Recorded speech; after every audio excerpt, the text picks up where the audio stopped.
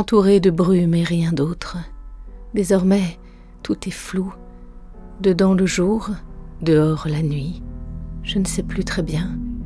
Aujourd'hui, la fenêtre est ouverte. J'entends au loin des enfants qui jouent. Sûrement un parc baigné de lumière que j'imagine fleuri, mais je ne sais pas si la saison s'y prête vraiment. Il me semble que cela fait une éternité que je ne suis pas sortie. Ma mémoire est une brume translucide, tout juste capable de m'effleurer, mais qui jamais ne m'enveloppe. À travers la brume, je perçois un chemin de campagne qui serpente à la tombée de la nuit. La chambre est sombre, mais la clarté qui transparaît derrière les voilages me permet de me livrer à mes exercices. Je compte les accrocs dans la moquette, ces petites peluches, ces minuscules déchirures dans la trame qui forment un relief, ici et là, et que certains considéreraient comme des défauts, je les vois comme des amis. Des moutons miniatures à la laine compacte ou tournicotés. Chacun se démarque à sa manière et je les reconnais à chaque fois.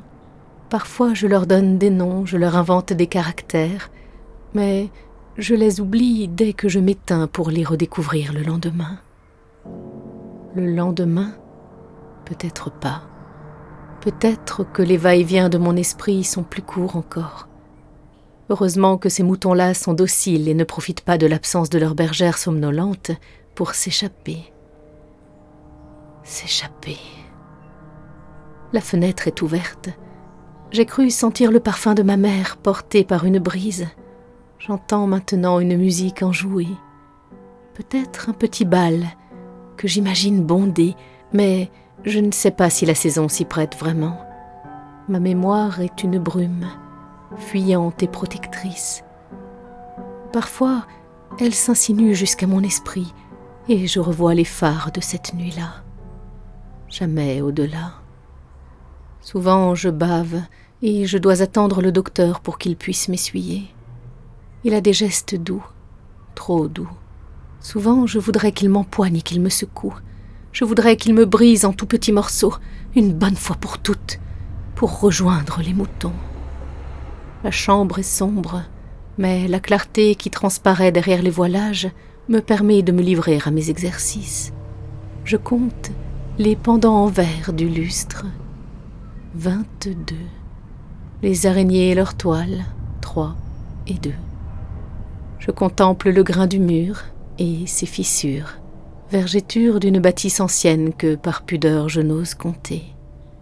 Je fixe le mur et je comprends à son silence qu'il endure lui aussi les tourments de son immuable prison.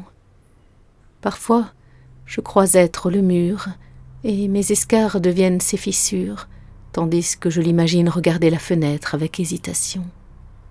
Après tout, une fenêtre fait une bien belle sortie de secours lorsqu'on rêve d'évasion. Quand bien même nous nous trouvons au 2e étage. Plus tard, on verra. Pour l'instant, j'entends une musique. Je veux danser. Sans pouvoir bouger, je fais rouler mes yeux au rythme enjoué de la mélodie. Et ma brume mémorielle disparaît un instant. Des flashs déferlent, comme des lames de fond.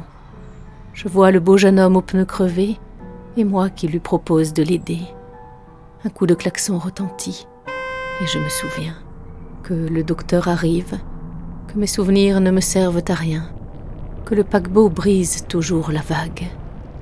J'entends une musique, je contemple le grain du mur, et puis les araignées. Comme j'aimerais danser. Un éclair me parcourt. Il provient d'en bas, du bas qui depuis longtemps n'est plus vraiment moi. À ma grande surprise, mon orteil remue à la manière d'une chrysalide prête à se fissurer. Ne serais-je plus larve? Deviendrais-je papillon? Je regarde la fenêtre. Comme j'aimerais voler. Je pousse un râle. Mes pieds se contractent et mes mains semblent vibrer. La musique m'emporte et je suis décidée. Le voilà qui se gare, je l'entends. J'ai hâte de voir sa tête quand il me verra voler. Le docteur pousse la porte et me voit gigoter. Je croise son regard et la brume m'en serre la gorge. C'est vrai qu'il était beau, cet inconnu. Il attrape une seringue sur la commode et me fait basculer avec douceur dans le fauteuil roulant. Il m'enlace et l'aiguille me pénètre. Je l'entends chuchoter. « Tu ne voudrais quand même pas me fausser compagnie ?» La musique a cessé. Ma mémoire est une brume et mon corps un linceul.